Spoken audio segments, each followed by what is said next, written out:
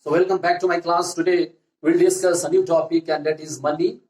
And in this class we'll discuss the two definition. One is the functional definition, another one is the legal definition. Let us see what is the functional definition of money. So first one is the functional definition.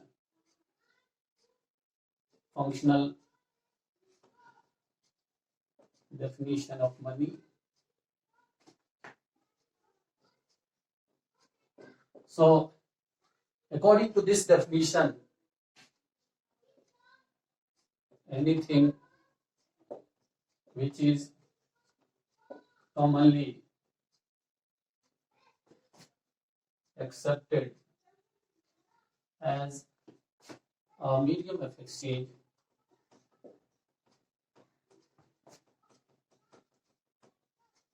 and at the same time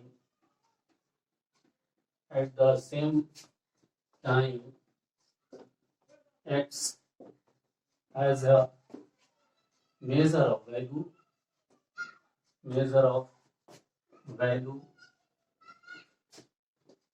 store of value, and a standard of deferred payment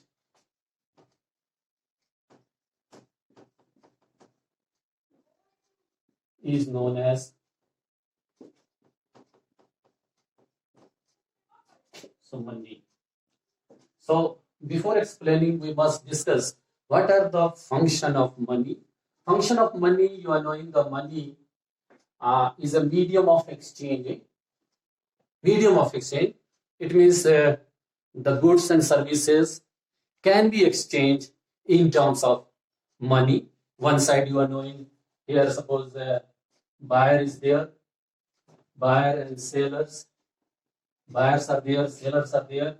In between the buyers and sellers, there is one intermediaries, and that intermediaries we can say intermediaries, and this intermediaries is called money. So between the buyers and seller, the mediator is money. It means the exchange of goods, the sale and purchase of goods, the payment of goods is possible because of the use of money. So that is why let us see that anything which is commonly accepted as a medium of exchange, so anything, any commodity.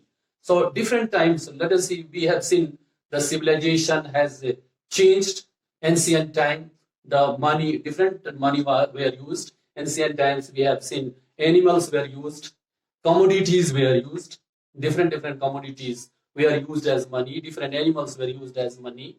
Then after when the civilization means growth in civilization takes place, then what happened? The metallic money came, the gold money came, silver money came, copper money comes. Then then again civilization developed. Then paper money comes under the uses. Then after the paper money, then we have seen the credit money comes. Then after we have seen the e-money has come, e-wallet money has come, plastic money has come, our debit cards are there, credit cards are there, then different wallets are there, and nowadays electronics money are there, that electronically the money can be transferred, the goods can be purchased.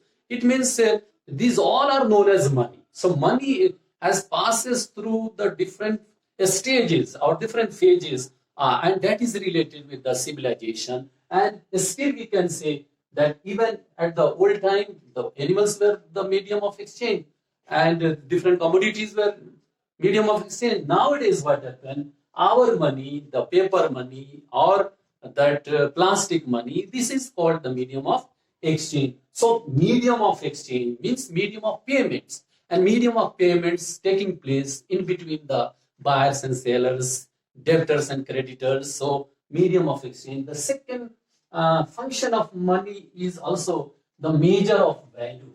The value of any goods can be measured.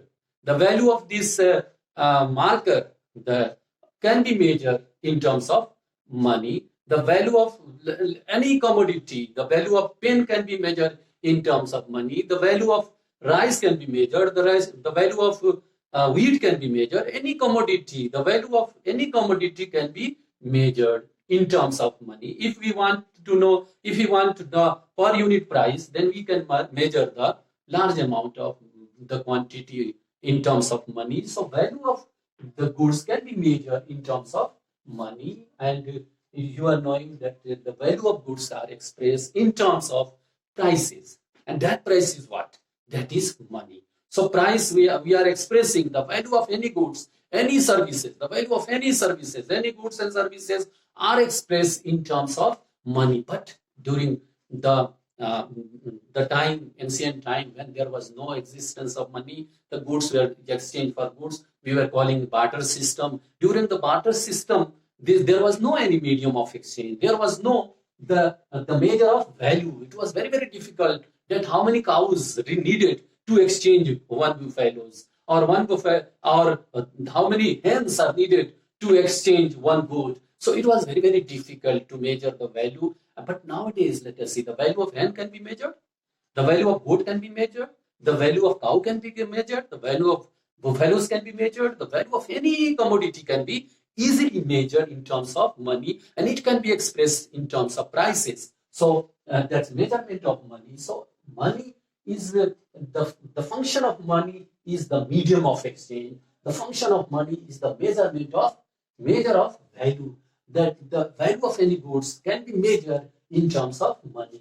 A store of value. Let us see, the another important function of money is that the value of the goods can be stored easily, safely for long period of time. Any goods, let us see, a farmer produces vegetables, they can bring into the markets, can sell into the market and keep the cash, paper money they can keep easily. They can put into they brought one truck of vegetables sold into the market and kept in the form of 5,000 rupees or 10,000 rupees or 50,000 rupees in their pocket. Easily they moved. It means what happened?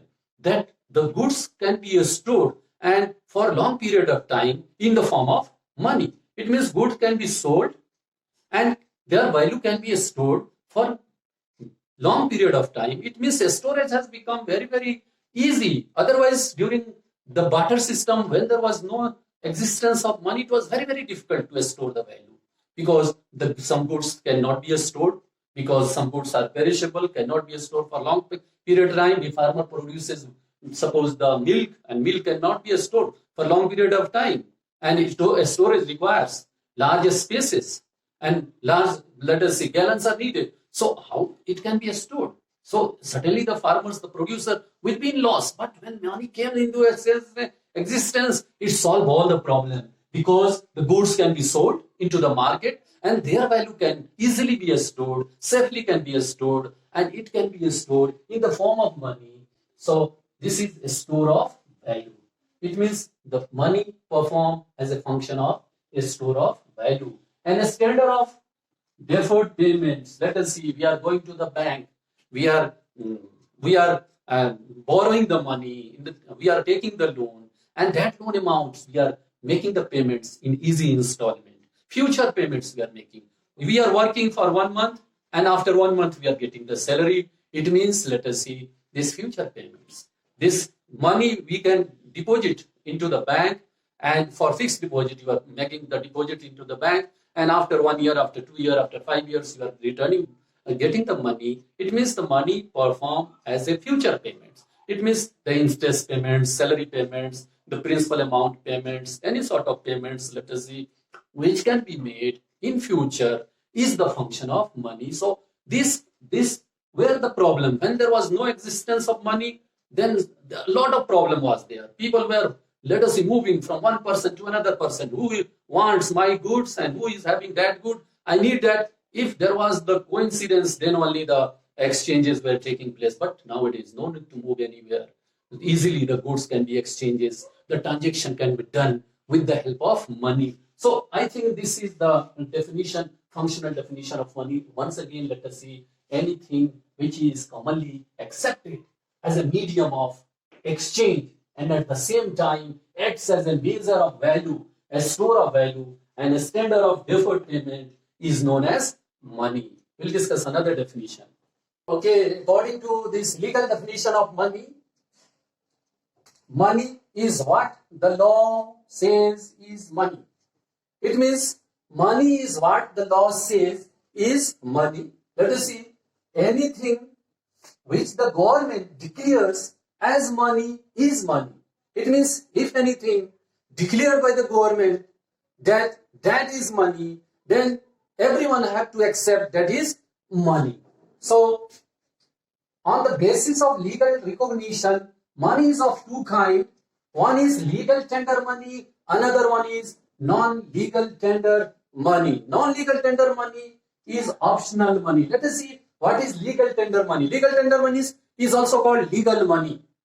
And the money, let us see, which is in your pocket, all sort of money which are in your pocket, that is legal tender money. Coins is legal tender money. Paper currencies is the legal tender money. So legal tender money, money issued by the monetary authority or the government under the law of the land, which cannot be refused by any person in payments for transaction.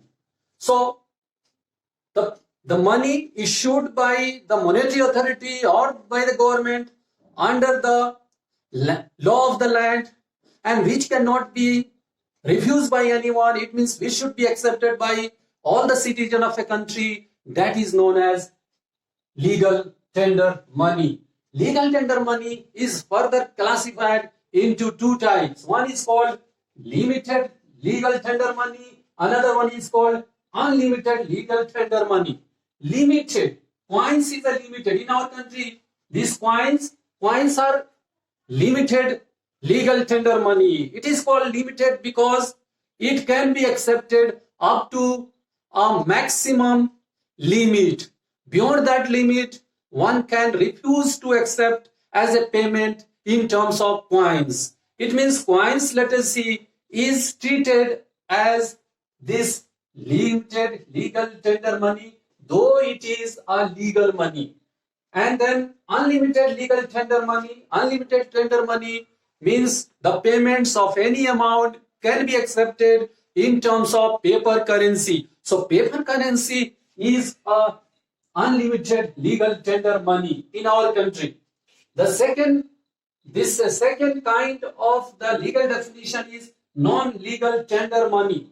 Non-legal tender money is also known as optional money, and let us see, it refers to that form of money which is generally accepted, but legally one is not bound to accept it. Let us see, it is generally accepted, the money which is generally accepted, but legally one is not bound to accept, that money we call non-legal tender money. And the example of non-legal tender money is checks, bank drafts, bills of exchange, etc. So this type of money are known as non-legal tender money. I think this definition is clear to all of you. Okay, thank you.